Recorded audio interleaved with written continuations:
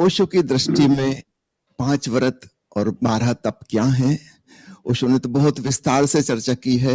लगभग 13 प्रवचन उन्होंने दिए हैं पंच महाव्रत पर और 14 प्रवचन दिए हैं तप को समझाने के लिए।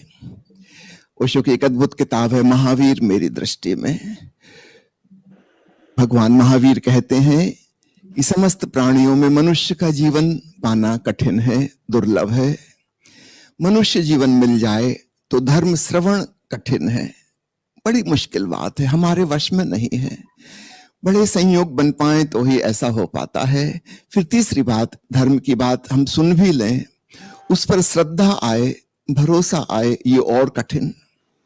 और चौथी बात, श्रद्धा भी आ जाए, इसके बाद हम पुरुषार्थ करें, उस परम मंजिल तक जाने का श्रम करें, ये और कठिन। इसको चतुरंगी सूत्र भगवान महावीर ने कहा है। पहला, मनुष्य का जन्म पाना मुश्किल। दूसरा, मनुष्य का जन्म पाके धर्म श्रवण मुश्किल। तीसरा, धर्म श्रवण हो जाए तो श्रद्धा आना मुश्किल, और श्रद्धा भी आ जाए तो फिर पुरुषार्थ करना और कठिन। कोई विरले व्यक्ति ही कर पाएंगे। तो मैं बहुत आशा और उम्मीद से आप सबसे आज की है चर्चा कर रहा हूं। शायद आपके भीतर श्रवण करके श्रद्धा पैदा हो, और केवल श्रद्धा तक ही नहीं, आपके भीतर पुरुषार्थ करने का, श्रम करने का संकल्प भी जागे। 5 महाव्रत आप सब जानते ही हैं। ये नकारात्मक हैं, अहिंसा, अचौरी, अकाम, अपरिग्रह इत्यादि इत्यादि।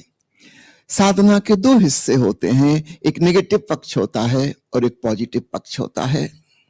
जैसे किसी डॉक्टर के पास कोई डायबिटीज का मरीज पहुंचा तो डॉक्टर जो इलाज लिखेगा उसके 2 हिस्से होंगे।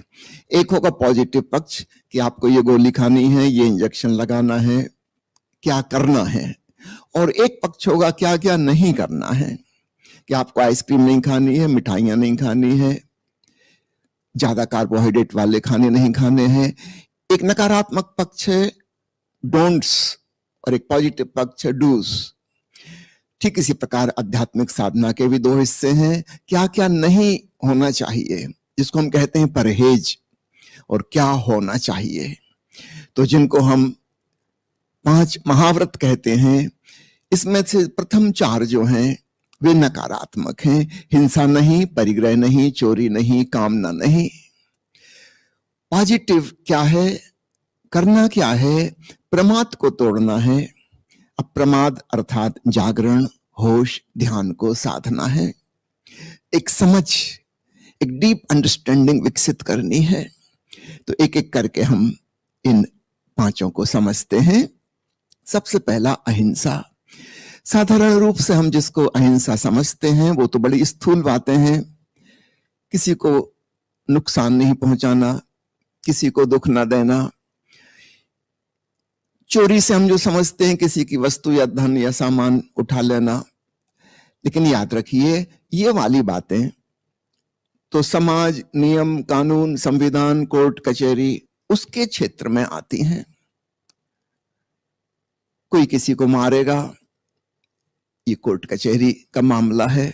किसी ने किसी की चोरी कर ली, कि बहुत परिग्रह कर रहा है, काला बाजारी कर रहा है, ये कोर्ट कचहरी का, संविधान का मामला है, ये अध्यात्म का मामला नहीं है।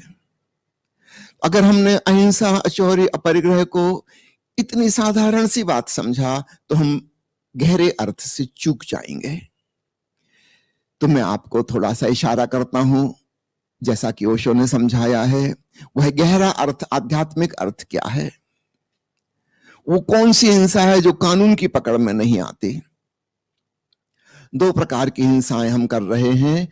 कुछ लोग हैं परपीड़क, कुछ लोग हैं आत्मपीड़क, अंग्रेजी में जिनको मैसोचिस्ट और सैडिस्ट कहते हैं। अपनों के साथ हम जो हिंसा कर रहे हैं और प्रेम के नाम पर, प्रेम का बाना पहनकर, प्रेम के वस्त्र ओढ़कर, इससे बचना बड़ा मुश्किल है। और ये कोर्ट कचहरी में नहीं आता, इसमें कोई पुलिस और न्यायाधीश कुछ नहीं कर सकते। एक पिता अपने पुत्र को सता रहा है, पत्नी अपने पति को सता रही है, पति पत्नी को सता रहा है, भाई भाई को सता रहा है, पड़ोसी पड़ोसी को सता रहा है, और प्रेम के नाम पर अच्छाई के नाम पर कि हम तुम्हारा भला करना चाह रहे हैं, और हम देखते भी नहीं आंख खोलकर कि भला हो नहीं रहा। शिक्षक विद्यार्थियों को सता रहा है, गुरु अपने शिष्यों को सता रहे हैं, जो आदर्श पुरुष हैं समाज के, साधु संत महात्मा, वे अपने अनुयायियों को सता रहे हैं, नेता प्रजा को सता रहे हैं। और बहाना यह है कि तुम्हारी भलाई के लिए, तुम्हारा कल्याण करने के लिए। सावधान।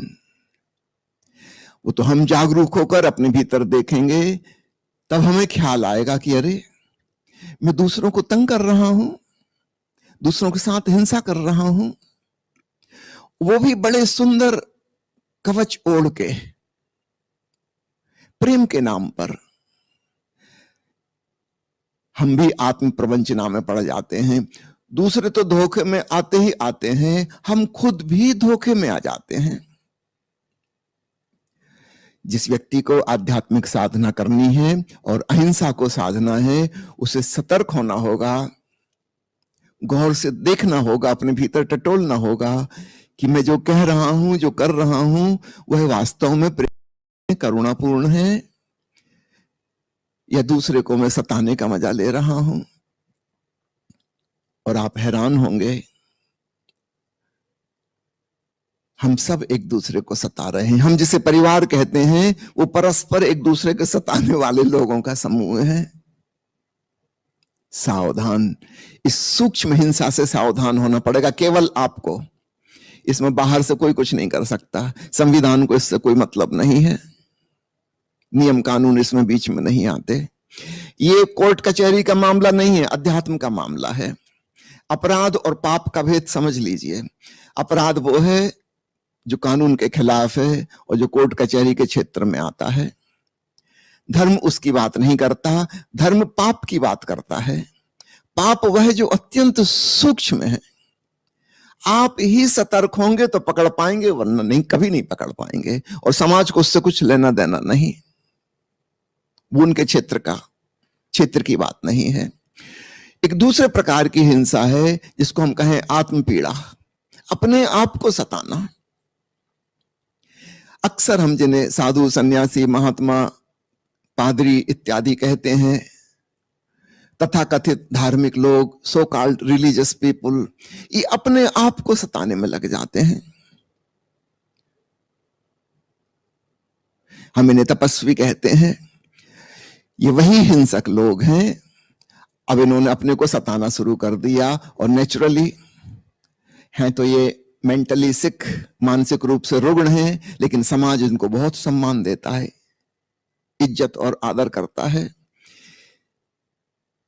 समझना ही मुश्किल हो जाता है कि ये आदमी एक प्रकार का हिंसक वृत्ति से भरा हुआ है। ये अपने शरीर को कष्ट दे रहा है। याद रखना, शरीर हमेशा ही पराया है, चाहे वो दूसरे का हो, चाहे तुम्हें मिला हो। प्रकृति से मिला एक सुंदर उपहार है यह देह। आप अपनी देह को सताओ, चाहे दूसरे की देह को सताओ, हिंसा तो हिंसा है। सावधान, क्योंकि इसमें ना तो कोई बीच में आड़े आएगा, उल्टे लोग आपके पैर छुएंगे, इज्जत देंगे। आप अपने आप को सताने में और रस लेने लगेंगे, लेकिन यह रस मानसिक रूप से विक्षिप्तता का लक्षण है।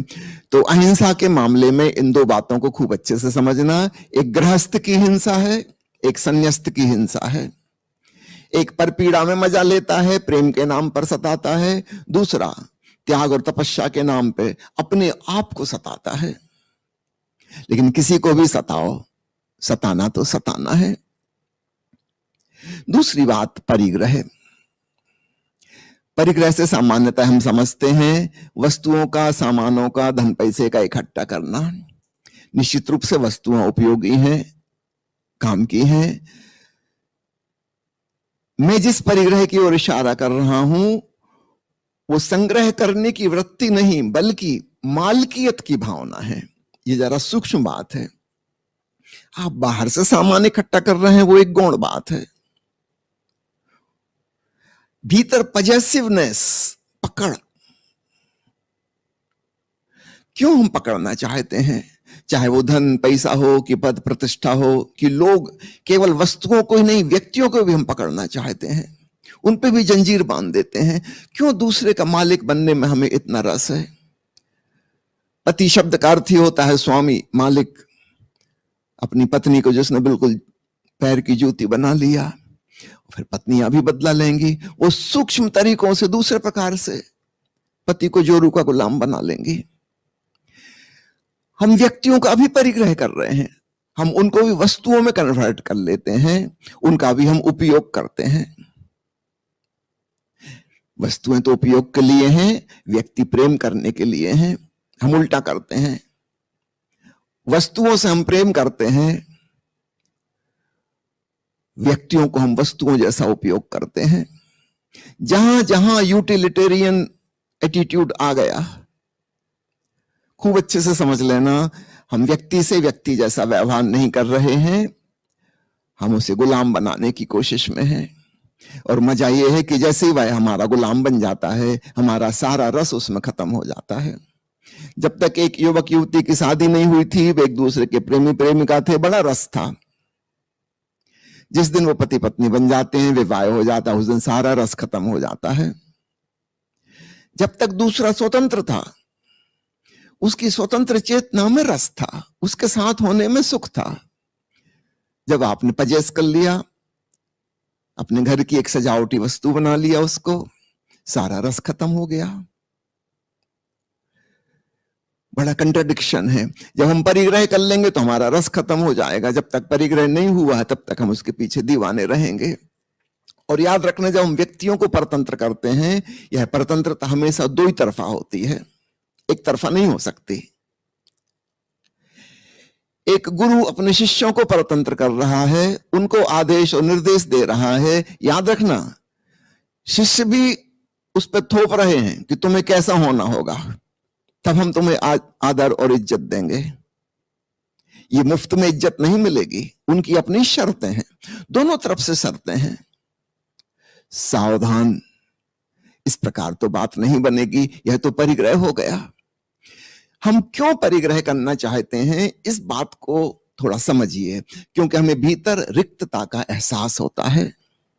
मुझे लगता है मेरे पास कुछ है ही नहीं, मैं दीनहीन दरिद्र हूं। उस खालीपन को भरने के लिए हम कुछ भी इकट्ठा करते हैं, चाहे हम धन इकट्ठा कर लें, चाहे फर्नीचर इकट्ठा कर लें, चाहे लोग इकट्ठे कर लें, रिश्तेदार इकट्ठे कर लें, मित्र इकट्ठे कर लें, अनुयायी इकट्ठे कर लें। कुछ भी हमें इकट्ठा करना है। कोई ये किताब इकट्ठी कर रहा है, ज्ञान इकट्ठा कर रहा है, ये भी परिग्रही है। आप धोखे में नहीं पड़ना कि वस्तु इकट्ठा नहीं करता, ये विचार इकट्ठे कर रहा है, ये भी परिग्रही है। ये सूक्ष्म है। सावधान, जब तक भीतर रिक्तता का एहसास है, हम बाहर से भरने की कोशिश करते हैं। इससे मुक्ति कैसे मिले, जरा गौर से टटोल के देखो। आज तक हमने इतना भरने की कोशिश की, क्या कुछ भी थोड़ा सा भी भरा? सिकंदर महान के जीवन में उल्लेख आता है कि डायोजनीज नामक एक फकीर, जो भगवान महावीर की तरह ही दिगंबर रहा करता था, वह उसने एक बार पूछा कि तुम क्या करने जा रहे हो? सिकंदर ने कहा, मैं विश्व विजय करने जा रहा हूं, जितनी दुनिया है पूरी जीत लूंगा। डायोजनीज मुस्कुराया और उसने कहा, अच्छा एक बात बताओ, मान लो तुमने पूरी दुनिया जीत ली, फिर क्या करोगे? यह सवाल सुनकर सिकंदर उदास हो गया। ये कभी सोचे नहीं था कि ऐसा होगा कि जीत लेंगे। कल्पना में भी अगर तुम सोचोगे तुमने सब कुछ जीत लिया, विश्व विजेता हो गए, तो करोगे क्या? बाहर की कोई भी वस्तु हमारी आत्मा में नहीं जा सकती। भीतर की रिक्तता रिक्तता ही रहेगी, वो खालीपन खालीपन ही रहेगा। हैविंग्स कैन नॉट बिकम बीइंग्स। हमारा संग्रह स्वयं की आत्मा नहीं बन सकता, कभी नहीं बन सकता। एक धूल का कण भी हमारे भीतर की रिक्तता को नहीं भर सकता, सारी दुनिया का साम्राज्य भी नहीं भर सकता। जब इस बात के प्रति जागोगे, तब संग्रह की वृत्ति, मालकियत की भावना, पजेसिवनेस जाएगी। इससे फर्क नहीं पड़ता कि फिर आप घर में रह रहे हो और आपके पास सामान है और फर्नीचर है और कार है। और बैंक बैलेंस वो रहेगा अपनी जगह। आपके भीतर से पॉजिटिवनेस समाप्त हो जाएगी, आप मुक्त हो जाओगे, अपरिग्रही हो जाओगे। तीसरी बात आती है चोरी। परिग्रह का ही विक्षिप्त हो गया रूप है चोरी। दूसरे को तो हम दूसरा समझते हैं, लेकिन अब दूसरे की वस्तु को हम दूसरा नहीं समझते, उसको हम उठा लेते हैं, उसको हम छीन झपट कर लेते हैं। पुनः स्मरण दिला दूं, सामान्य रूप से जिसे चोरी कहा जाता है वह जगत के कानून का, संविधान के क्षेत्र में आती है बात। मैं जिस चोरी की तरफ इशारा कर रहा हूं वो आंतरिक सूक्ष्म मामला है। अध्यात्म की दृष्टि से वह है पाप। दो प्रकार की चोरी विशेष रूप से हम करते हैं। एक, जो मेरा नहीं है, मेरा नहीं हो सकता, उसे मेरा कहना।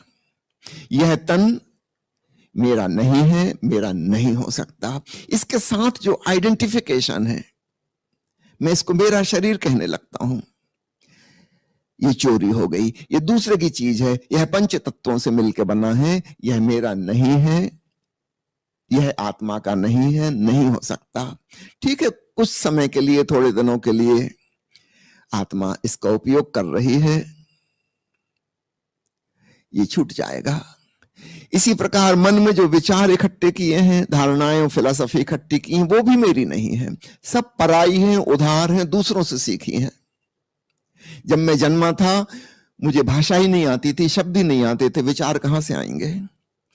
ये भाषा, ये शब्द सब समाज ने, परिवार ने, शिक्षा प्रणाली ने मुझे सिखाए हैं, और जो कुछ भी मेरे अंदर के विचार हैं, मान्यताएं हैं, विश्वास हैं, वे सब बाहर से आई हैं, वे मेरी नहीं है, मेरी नहीं हो सकती। इस बात की स्पष्ट समझ महावीर से कहते हैं भेद विज्ञान। क्या मैं हूं और क्या मेरा है और क्या मेरा नहीं है, इसको खूब अच्छे से समझ लो, तो यह सूक्ष्म आध्यात्मिक चोरी बंद हो जाएगी। एक दूसरी चोरी है दूसरों के व्यक्तित्वों की चोरी। हमारा व्यक्तित्व, हमारी पर्सनालिटी, वह भी चुराई हुई है, हम दूसरे की नकल कर रहे हैं। सावधान, वह भी चोरी है। विचारों की चोरी तो है ही, हम एक प्रकार का मुखौटा ओढ़ के जी रहे हैं। भांति भांति के समाजों में भिन्न भिन्न प्रकार के व्यक्तित्वों की चोरी चलती है। हम जिसको आदर्श समझते हैं, अनुकरणीय समझते हैं, याद रखना सारे अनुयायी, सारे अनुकरण करने वाले चोर होते हैं। वे किसी और जैसे होने की कोशिश कर रहे हैं, वे नाटक कर रहे हैं, वे अपना वास्तविक जीवन नहीं जी रहे हैं। और जब तक वास्तविक जीवन नहीं जिएंगे, अपने भीतर के वास्तविक मैं का, अपने आत्म स्वरूप का एहसास कैसे होगा? मैंने सुना है एक प्रसिद्ध अभिनेता के बारे में, बहुत फिल्मों में उसने काम किया था, भांति भांति की भूमिकाएं निभाई थी। वो कहता था कि मुझे यह समझ नहीं आता कि मैं कौन हूं। अच्छे रोल भी निभाए हैं, बुरे रोल भी निभाए हैं, नायक भी बना है, खलनायक भी बना है, हास्य अभिनेता का भी रोल अदा किया है। वो कहता है जब मुझे कोई रोल करना होता है उस समय तो मुझे भली भांति पता होता है कि मैं क्या हूं, मैं कौन हूं। डायरेक्टर ने जैसा कहा, कहानीकार ने जैसी कहानी लिख दी है, मैं बिल्कुल ठीक वही रोल निभाता हूं।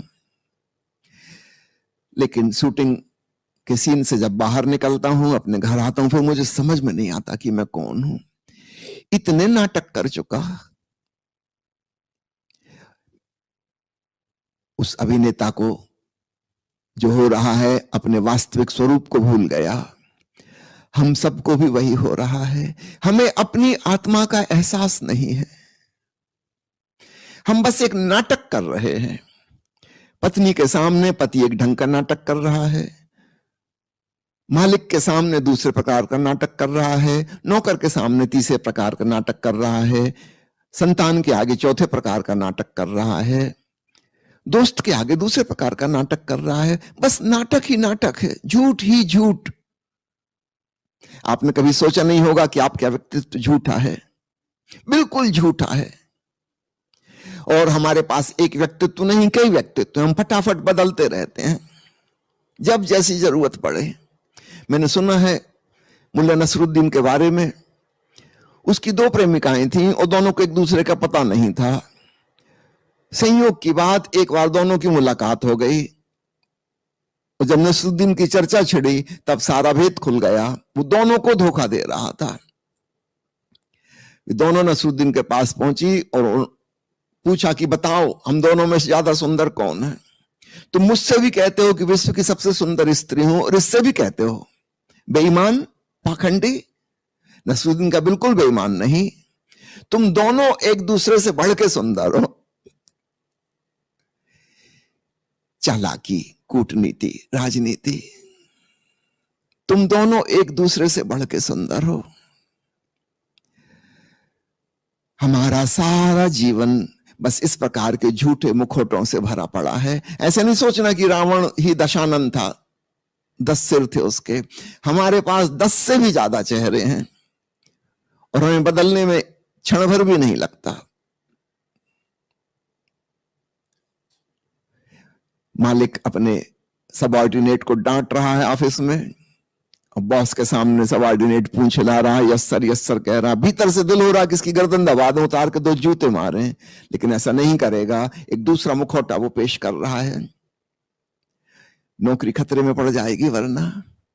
हमारा सब कुछ झूठ है और इसलिए तथाकथित धार्मिक लोग सामान्य व्यक्ति से भी ज्यादा झूठे और पाखंडी हैं। कई लोग मुझसे पूछते हैं कि हमारे देश में इतने पाखंडी महात्मा क्यों हैं?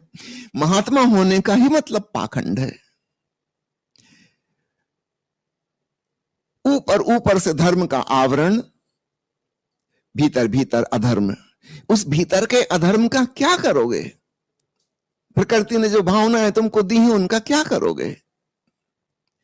ऊपर ऊपर से तुमने अच्छे वस्त्र धारण कर लिए, अच्छे विचार धारण कर लिए, अच्छा व्यक्तित्व बना लिया। सावधान, ये है सूक्ष्म आध्यात्मिक चोरी। चौथे बिंदु पर हम आते हैं, अकाम। काम का अर्थ सिर्फ वासना नहीं होता, सेक्स नहीं होता। काम का अर्थ है कामना। हमारी जो भी इच्छाएं हैं, निश्चित रूप से काम वासना भी उसमें से एक है। हमारी समस्त कामनाएं हमारी बहिर्गामी ऊर्जा हैं। संसार की तरफ, बाहर के विषयों की तरफ जा रही हमारी जीवन ऊर्जा। और अकाम का अर्थ है जीवन ऊर्जा का प्रतिक्रमण, रिटर्निंग टू द सोर्स, अपनी तरफ वापस लौटना। तो अकाम का सिर्फ यह अर्थ नहीं है कि हमने सेक्स पर नियंत्रण कर लिया, उस नियंत्रण से फिर पुनः पाखंड पैदा हो जाएगा। ऊपर ऊपर से हम ब्रह्मचारी हो जाएंगे और भीतर भीतर काम वासना खोलती रहेगी और फिर यह पीछे के रास्ते खोजेगी और व्यभिचार उत्पन्न हो जाएगा। समस्या हल नहीं होगी। यदि हमारी ऊर्जा बहिर्गामी है, अर्थात किसी भी कामना के पीछे, वासना के पीछे दौड़ रही है, याद रखना हमारी जीवन शक्ति नष्ट हो रही है। संत कबीर साहब का वचन है, ज्यों की त्यों धर दीनी चदरिया। ओशो ने जब पंच महाव्रत पर प्रवचन माला दी, उन्होंने उसका टाइटल, शीर्षक यही रखा, ज्यों की त्यों धर दीनी चदरिया। क्यों? कबीर साहब ने मरते समय कहा कि इस चादर को, शरीर रूपी चादर को ऐसे छोड़ रहा हूं जैसी प्राप्त हुई थी। प्रकृति ने जैसी दी थी, साफ सुथरी ज्यों की त्यों लौटा रहा हूं। हम सब जन्म के साथ बहुत जीवन ऊर्जा लेकर आते हैं, लेकिन हमारे वासनाओं में हमारी ऊर्जा बहती जाती, जैसे किसी छेद वाली बाल्टी से पानी बहता जाए, कुछ इकट्ठा ही ना रह पाए और सब खाली हो जाए। मरते समय हम बिल्कुल खोखले और खाली होकर जाते हैं। वही मरने का दुख है। काश हमारी जीवन ऊर्जा को हम संग्रहित करना सीख जाएं, भीतर बहिर्मुखी से अंतर्मुखी कर लें, तब हम पाएंगे भीतर अनंत वीर्य का, इन्फिनिट लाइफ एनर्जी का एहसास होता है, जिससे संतोष मिलता है, तृप्ति मिलती है, परितोष घटित होता है। कैसे यह घटित हो? सेक्स सेंटर सबसे निचला सेंटर है। ऐसे 6 द्वार, 6 चक्र और हैं इससे ऊपर। यदि हम अपनी जीवन ऊर्जा को धीरे धीरे ऊपर उठाना शुरू करें तो वह ऊपर के चक्रों तक पहुंच जाती है, और जैसे जैसे ऊपर जाती है और घनी शांति और घना आनंद हमें अनुभव में आने लगता है। निश्चित रूप से जब बड़ा आनंद मिल जाता है तो छोटे आनंद छूट जाते हैं। जिस व्यक्ति को हीरे जवाहरात मिल जाएं, कंकड़ पत्थर पे से उसकी पकड़ छूट जाएगी। साधारणतः ब्रह्मचर्य को साधने वाले क्या कर रहे हैं? वे कह रहे हैं कंकड़ पत्थर छोड़ो। हीरे जवाहरात का उन्हें कुछ पता ही नहीं। ओशो क्या कह रहे हैं, महावीर क्या कहते हैं? हीरे जवाहरात पाओ, कंकड़ पत्थर की बात ही नहीं उठाते, अपने आप छूट जाएंगे। वो कहने की बात ही नहीं है।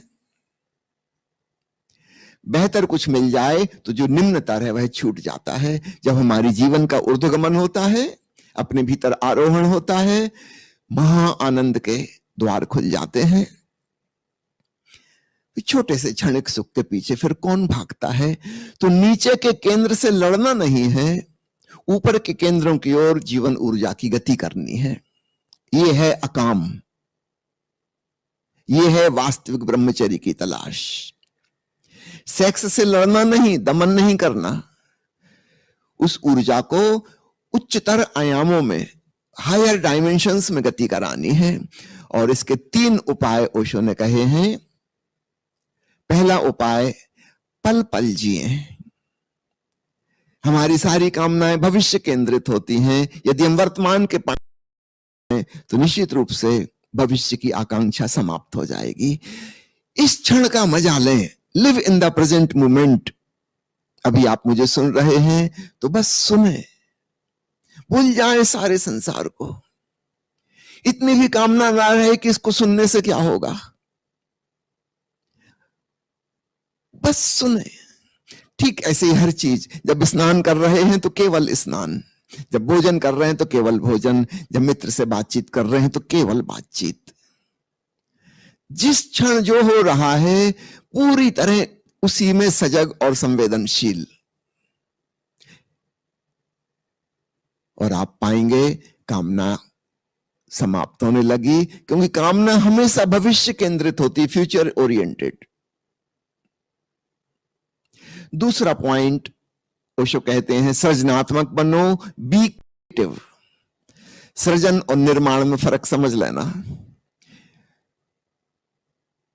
जब हम कोई चीज का निर्माण करते हैं, फैक्ट्रियों में निर्माण हो रहा है, निर्माण कार्य नहीं, प्रोडक्शन नहीं, क्रिएशन।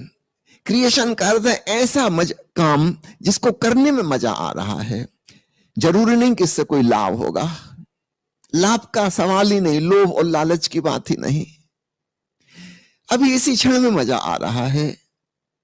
हो सकता है किसी व्यक्ति को पेंटिंग बनाने में रस आता हो, किसी व्यक्ति को गीत गाने में मजा आता हो, कि कोई वाद्य यंत्र बजाने में मजा आता हो, कि बागवानी में मजा आता हो, कि भोजन पकाने में रस आता हो। अलग अलग प्रकार के लोग हैं, भिन्न भिन्न रुचि रुझान के। जिस चीज में आपको मजा आता हो सकता है किसी को फुटबॉल खेलने में मजा आता हो। बी क्रिएटिव, कुछ सृजन करो। जरूर नहीं कि उसका कोई इकोनॉमिकल बेनिफिट हमें हो, लेकिन हमें आनंद आ गया, रस आ गया, मजा आ गया, उतनी देर मिल गया फल। इससे और ज्यादा क्या चाहिए? मैं आपसे बोल रहा हूं, मैं 2 ढंग से बोल सकता हूं। एक, किसके पीछे कोई टारगेट हो मेरा, किसके ऐसे परिणाम आना चाहिए, तब मेरे बोलने में कुछ रस नहीं रहेगा। मेरी नजर भविष्य पर रहेगी, किससे हासिल क्या होगा। दूसरा ये हो सकता है कि मुझे बोलने में रस आ रहा है, ये मेरे लिए क्रिएशन का एक्ट है।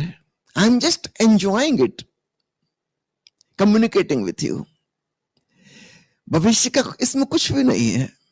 मैं पीछे पलट के भी नहीं देखूंगा क्या परिणाम हुआ।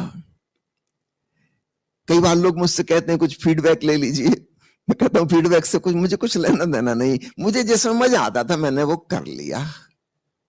अब आप जानो, आपकी मर्जी, मेरा काम पूरा हो गया। किसी को अच्छा लगा बुरा लगा उसकी वो जाने, उसकी वो समझे। गंभीर मत होना, सीरियस मत होना, लीला के समान अपने जीवन को जीना। बी नॉन सीरियस, तभी आप क्रिएटिव हो पाओगे। प्रोडक्शन जो है, निर्माण कार्य जो है, वो बड़ा सीरियस होता है, वो ड्यूटी होता है, वो कार्य होता है, वो श्रम होता है, परिश्रम होता है। आप ऑफिस में नौकरी कर रहे हो कि फैक्ट्री में काम कर रहे हो कि खेत खलिहानों में जुटे हुए हो, नजर परिणाम पर है, इससे जो आर्थिक आमदनी होगी उस पर है। चलो ठीक, करना उसको भी जरूरी है। कम से कम 1 घंटा 2 घंटा रोज किसी ऐसे काम में अपने आप को संलग्न करो जिसमें आपको रस आता है, परिणाम की चिंता किए बगैर। और तीसरा बिंदु ओशो कहते हैं, होश पूर्वक कभी कभी घंटा आधा घंटा के लिए बैठ जाओ, अपनी समस्त इंद्रियों के द्वार रोककर भीतर अनुभव करो। भीतर क्या अनुभव होगा? कान आंख बंद करके समस्त इंद्रियों को सिकोड़ के, जैसे कछुआ समेट लेता ना अपने हाथ पैर कवच के भीतर, कभी कभी हमें वैसा कर लेना चाहिए। थोड़ी देर के लिए बाहर के जगत का कोई अनुभव ना हो और मैं अपने आप को भीतर जानने की कोशिश करूं, भीतर क्या है। और आप पाएंगे अतीन्द्रिय अनुभवों का लोक शुरू हो गया। भीतर भी कुछ सुनाई देता है, भीतर भी कुछ दिखाई देता है, भीतर भी कुछ स्पर्श में आता है, भीतर भी एक अपनी गंध है, भीतर भी एक स्वाद है। जरा उसका एहसास करना शुरू करो, अतीन्द्रिय अनुभूतियां शुरू हो जाती हैं।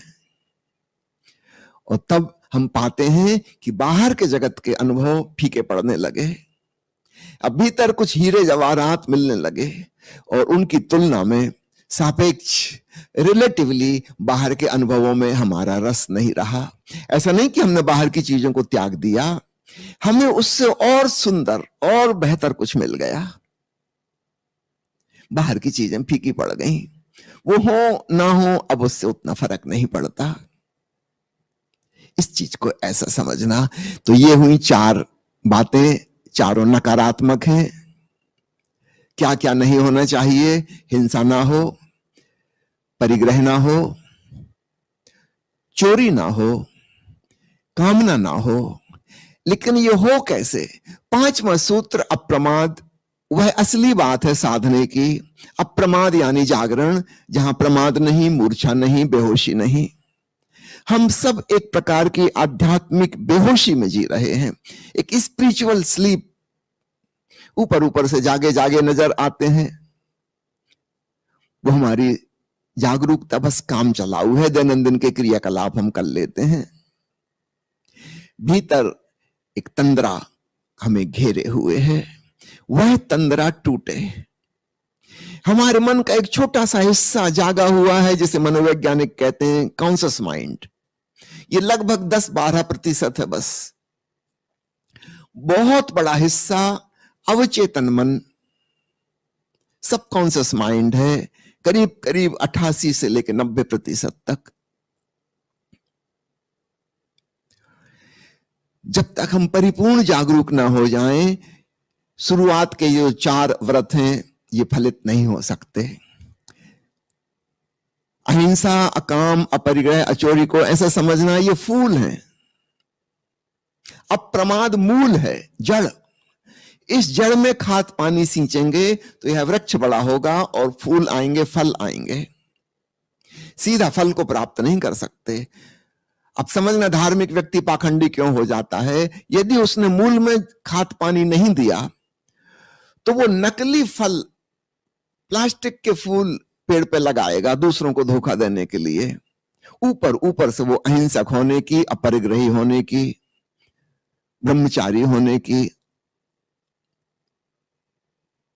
चोरी रहित होने की घोषणा करेगा, पर हो नहीं सकता। क्योंकि जिस चीज से ये 4 फल आते हैं वह तो मिसिंग है।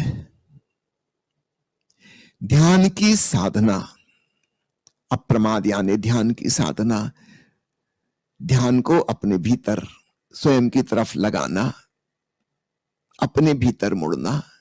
असली बात वह है। यदि आप प्रथम 4 को भूल भी जाओ तो कोई हर्ज नहीं। हम फूलों फलों की चिंता ना करें, कोई हर्ज नहीं, वो तो अपने आप प्रकृति के नियमानुसार आ जाएंगे, यदि हमने इस वृक्ष को, इसकी जड़ों को संभाल लिया।